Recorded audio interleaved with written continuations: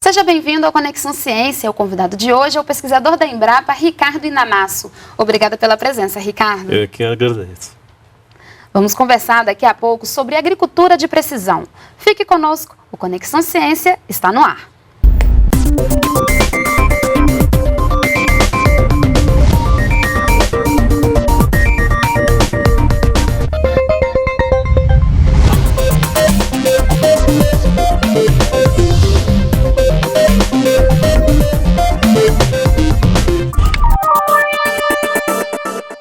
Gerenciar a lavoura é algo que pode fazer toda a diferença no trabalho do homem do campo. A pesquisa tem mostrado que a agricultura de precisão é o caminho para aumentar a produtividade e melhorar o uso de fertilizantes e defensivos agrícolas.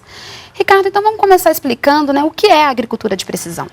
A agricultura de precisão, a Comissão Brasileira de Agricultura de Precisão do Ministério define como um sistema de gestão da lavoura que leva em conta a variabilidade espacial para aumentar o retorno econômico e reduzir o efeito ao meio ambiente. Trocando em palavras um pouco mais, em outras palavras, é um processo de gestão. A gente a Embrapa entende mais como uma postura gerencial que leva em conta as diferenças que existem no campo. O campo não é uniforme, tem áreas mais úmidas, tem áreas mais arejadas, e essas diferenças traz diferença na produção, na produtividade, e é natural considerar essas diferenças para trazer maior produtividade e maior até respeito às características das áreas da lavoura para ter um retorno ambiental e econômico. E qual a diferença entre a agricultura de precisão para a agricultura convencional? A agricultura convencional é considerada uma agricultura que trabalha pela média. Então, quando se faz, por exemplo, uma análise do solo, considera-se a média do solo. Porém, a lavoura tem várias diferenças de solo, por exemplo, na aplicação de agroquímicos, as doenças, as pragas acontecem de uma forma que nós chamamos de reboleira, são manchas. Então, essas manchas, ao invés de tratar aquela mancha um pouco mais específica, são tratadas de forma uniforme. Essa é a agricultura convencional. E a agricultura de precisão, até nós chamamos, que respeita essas diferenças que existem no campo de forma mais adequada. E por que ela é tão importante, e faz a diferença no resultado final do trabalho do produtor? Obviamente, tendo essas diferenças, quando a gente faz um mapeamento da produtividade, tem setor da lavoura que está produzindo, por exemplo, no caso de produção do milho, 2 toneladas por hectare em uma parte da propriedade, e na mesma propriedade está produzindo 10, 12 toneladas por hectare. Quer dizer, uma diferença tremenda, e o agricultor trata essa lavoura como sendo uniforme. Obviamente, em algum ponto, ele está colocando menos insumos do que é necessário, e na outra região, a quantidade é insuficiente. E quando se trata, se coloca, por exemplo, nós podemos até dizer que é o alimento das plantas, dar overdose de alimento ou reduzido, obviamente traz um desequilíbrio, e a agricultura de precisão tenta buscar maior eficiência do insumo e do tratamento para cada setor. Então, essa é a diferença. Ok, Ricardo, a ideia que se tinha no passado, era que a agricultura de precisão estava muito ligada à questão de máquinas, equipamentos, alta tecnologia. Isso mudou? Na realidade, isso é uma imagem que se criou principalmente no Brasil. Porque no final da década de 90, que foram autorizados, enfim, houve uma importação muito grande de máquinas, por exemplo, até de veículos. Os nossos veículos ainda poucos tinham vidro elétrico, então os carros importados não eram muito disponíveis aqui no Brasil porque não era autorizado. E isso acontecia também nas máquinas agrícolas. Então, no final da década de 90, também com o financiamento do Moderfrotas, a indústria de máquinas agrícolas trouxeram os últimos modelos, os últimos lançamentos das máquinas agrícolas, né, que na Europa, que havia disponível na Europa, nos Estados Unidos, e veio também com essas eletrônicas embarcadas, né? Então, houve uma coincidência, né, de viabilizar a agricultura de precisão em grandes áreas com a chegada dessas máquinas. Então houve, né, obviamente, um impacto muito grande. O GPS veicular ainda não era popular no Brasil, e já havia nessas máquinas agrícolas, né? Então a coincidência trouxe também uma forte imagem de que a agricultura de precisão era para grandes lavouras, né, e para as grandes máquinas, inclusive para as pesquisas, né, a nossa área, houve uma intensidade de atividades para entender esses novos equipamentos, de como utilizar melhor. Então, o foco até da pesquisa foi sobre as máquinas. E por isso também que tinha uma ligação muito forte com o grande agricultor? Isso. Então, as grandes lavouras, quer dizer, os pequenos produtores até faziam essa gestão, né, de colocar, criar hortas na área mais úmida e na área mais arejada, na área de pomar, né, e essas diferenças eram já sido feitas antes da chegada dessas eletrônicas, né. E na Europa isso foi um processo gradativo, né. No Brasil isso veio, as máquinas, as melhores máquinas eram as máquinas que mantinham o erro, por exemplo, na aplicação de insumo. Quanto mais uniforme, no caso também da irrigação, quanto mais uniforme, né, e que essa regulagem estivesse mantida por mais tempo, eram as melhores máquinas, as máquinas precisas, né? E quando houve essa possibilidade de identificar a localização da máquina e ajustar a dose, né, isso veio com a eletrônica. Então, a tradução, né, de uma agricultura de precisão voltada, né, para essas grandes lavouras que viabilizaram essa aplicação de insumos, ou ver a lavoura de uma forma mais diferenciada em mapas, por exemplo, em sistemas informatizados, é o impacto que ocorreu no final da década de 90. Né? Então, o foco era muito grande em grandes lavouras. E quando é que isso começou a mudar, né? Isso ainda, na realidade, acontece. Né? Mas o grande ponto, né, é que, mesmo comprando essas máquinas, se o agricultor não souber fazer a recomendação, não souber como ou a quantidade de insumos a ser aplicada, quer dizer, a parte agronômica, se essa parte de tomada de decisão não for bem realizada, não adianta as máquinas, né? Então houve um ciclo das máquinas, né, terem um valor, né, e hoje, né, na realidade nós enxergamos como, na realidade é até um processo de amadurecimento, né, que todos os elos do conhecimento é importante para que essa gestão seja bem realizada, né?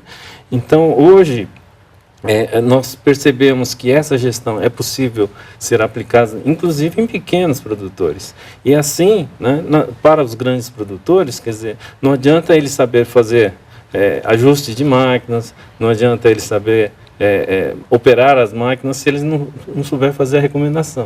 E aí eu costumo até exemplificar, né, que um escritor pode usar a máquina, o editor de texto mais moderno que ele pode comprar, mas se ele não for um bom escritor, ele nunca vai ter uma obra-prima. Né? Então, o agricultor é muito próximo a isso. Se ele não souber fazer a agricultura, né, ele não terá uma grande produção, mesmo tendo essas ferramentas em mão. Né? Ricardo, que tipo de pesquisa, né, que é realizada nessa área de agricultura de precisão pela Embrapa? Hoje, devido a esse amadurecimento, a agricultura de precisão é feita em todas as culturas que a Embrapa tem trabalhado, né? Hoje nós trabalhamos em culturas, tanto culturas anuais, que eram as tradicionais, milho e soja, mas nós estamos trabalhando em algodão, né? Cana-de-açúcar, uva para mesa, uva para vinho, maçãs, né? Então, culturas perenes, pastagem também. Então, a partir do momento que existem diferenças na lavoura, a ideia é tomar partido dessa diferença, aproveitar essas diferenças, né, do ponto de vista tanto ambiental como econômico.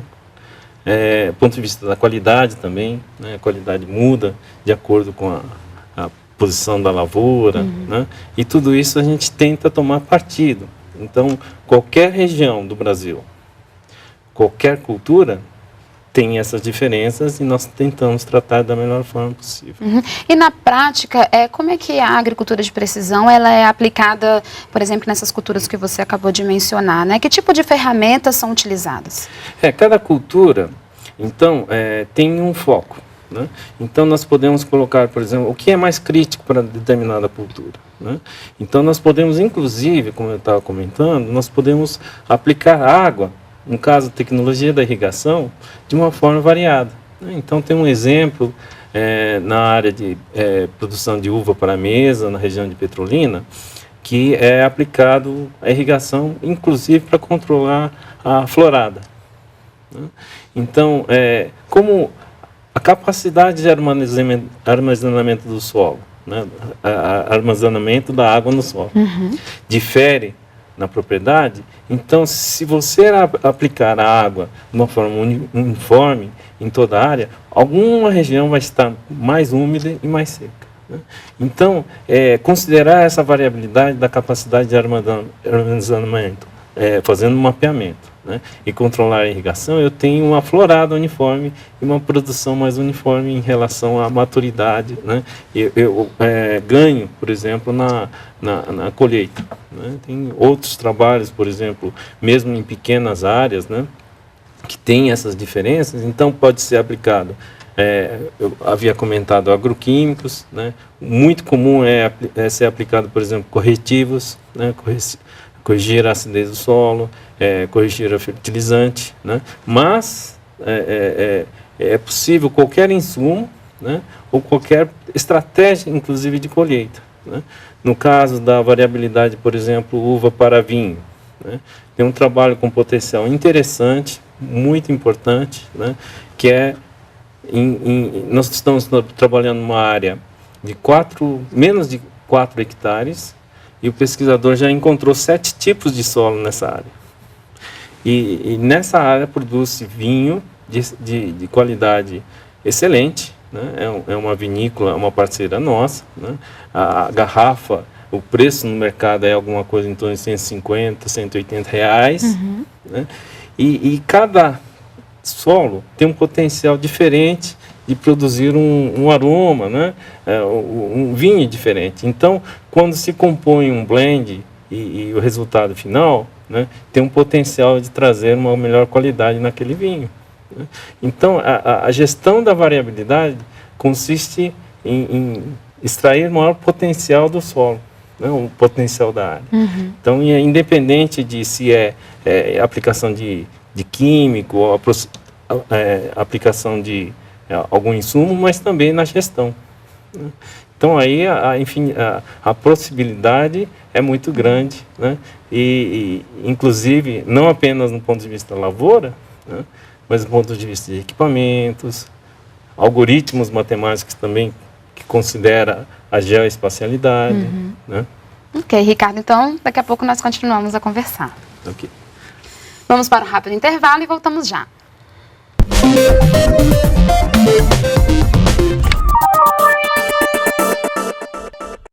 Estamos de volta com o Conexão Ciência. O tema de hoje é agricultura de precisão. Aqui no estúdio, o pesquisador da Embrapa, Ricardo Inamasso.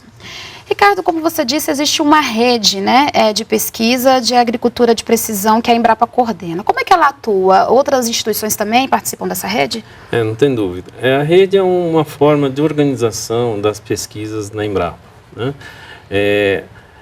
A rede de agricultura de precisão tem uma duração de 4 anos, né? Então, a primeira rede já foi concluída em 2008. 2009 iniciou-se a rede que nós estamos concluindo agora também, está chegando finalmente no final dos 4 anos. Né?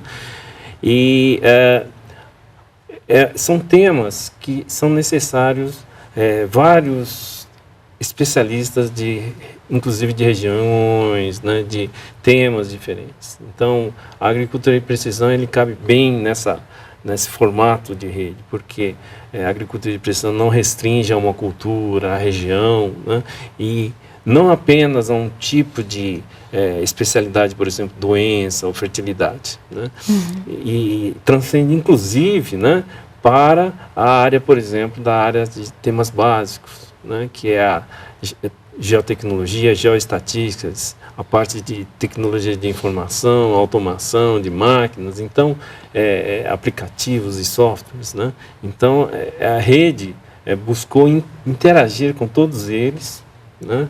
E foi um desafio bastante interessante. Nós temos um resultado, nos primeiros 2 anos nós já produzimos um resultado, que é uma publicação que nós deixamos disponível também para download. Houve mais de 50 mil downloads dessa publicação, que era um relatório parcial, né? E agora nós estamos lançando também o resultado final, né? São basicamente 600 páginas, né? São 150 autores e coautores, e aí nós temos também participação de parceiros, né?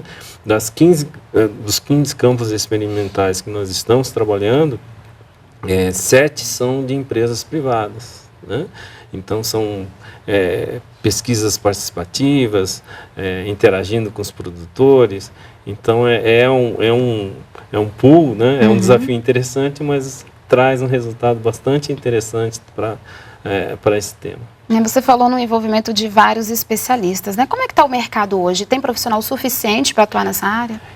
Como eu disse, é muito sistêmico, né? Então tem áreas que requer mais atenção e sempre há um momento que é mais crítico, né? Nós percebemos hoje que uma das partes mais críticas é a forma de como chega, né, essa informação junto aos produtores. Ou seja, essa consciência de realizar a gestão, quer dizer, não é simplesmente comprar a máquina, mas fazer a gestão, entender a gestão, utilizar as ferramentas corretamente, né, é um desafio, né?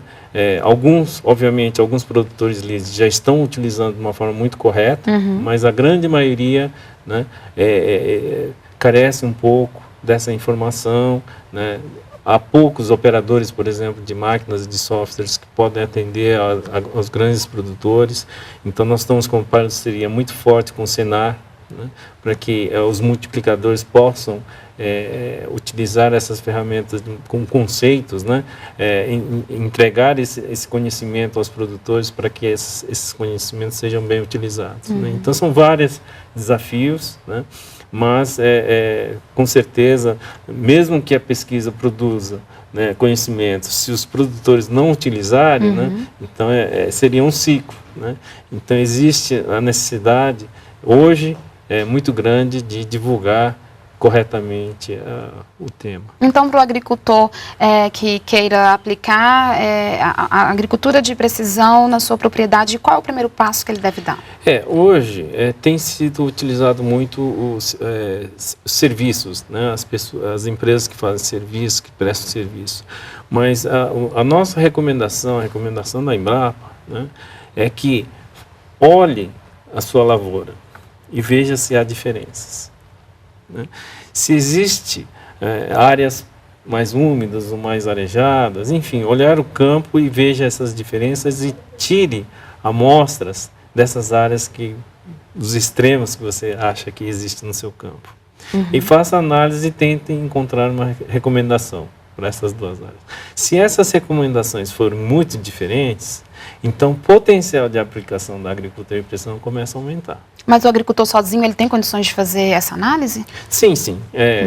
Olha a própria topografia da região, né, áreas no topo, né, enfim, o agricultor tem um feeling e sabe, né, que tem essas diferenças. Então faça essa análise. A nossa recomendação é que faça essas análises, né, e quanto maior a diferença, maior o potencial de retorno econômico do investimento em agricultura de precisão. Se não houver tanta diferença, talvez não valha a pena tratar essas diferenças. Então, num campo muito grande, obviamente, existem essas diferenças e o desafio é quantificar, né, identificar essas diferenças e traçar as linhas, isolinhas, as divisões entre uma área e outra para iniciar esse tratamento. Então, o investimento pode ser muito paulatino, passo a passo e seguro. Né? Então, quando existe reconhecer essas diferenças, existem várias ferramentas, por exemplo, uma imagem aérea, reconhece áreas mais escuras, mais claras. Né? Talvez essa tendência de claro e escuro já possa trazer alguma informação da variabilidade no campo.